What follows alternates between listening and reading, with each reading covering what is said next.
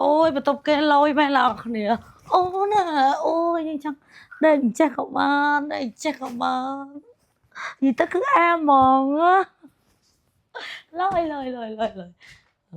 សួស្តីអ្នកគ្នាខ្ញុំជំនួសឥឡូវនេះខ្ញុំកំពុងតែនៅមុខ L Tower មានគេឲ្យលុយជំនួសយកមកកក់ condo ជំនួសគេប៉ុន្តែមុននឹងកក់លុយឲ្យគេចង់ឲ្យទៅមើល condo នោះសិនតើ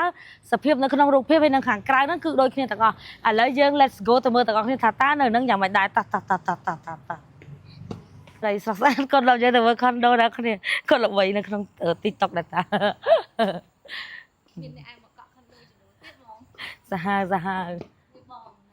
អូខេចឹងឥឡូវអូខុនដូគេផ្ទាល់ដីចឹងមែននេះ showroom ហ្មងអូខេ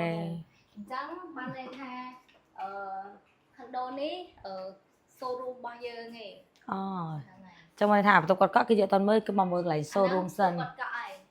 អូចានៅថ្ងៃបន្ទប់គាត់កក់ហើយបងបានន័យថាគាត់ត្រូវកក់បន្ទប់ហ្នឹងហើយអូចាអានឹងចឹងឲ្យមានជាន់លើទៀតអត់បងគឺប្រភេទ2ជាន់ហ្នឹងបងអែមណាស់តាមើលសាក់ឡើងមើលទៅមើលអូចន់លើគេលុយទៅអ្នកគ្នាយើងចូលមកឃើញបន្ទប់នេះមួយអែមរបស់គេនិយាយចឹងដេកអីបានជួយគូស្នេហ៍ប្រពន្ធកូនអីមានកញ្ចក់មានអីមកហើយទៅនៅកន្លែងនេះគេមានបន្ទប់ទឹកគេទៀតអ្នកគ្នាឈៀលបន្ទប់ទឹកគេអូមានអីចេះទៀតលុយតារស់នៅបែប clean ហើយខាងនេះអូយអែមនិយាយទៅបន្ទប់គេមើលបើយើងដេកអីអញ្ចឹងមើល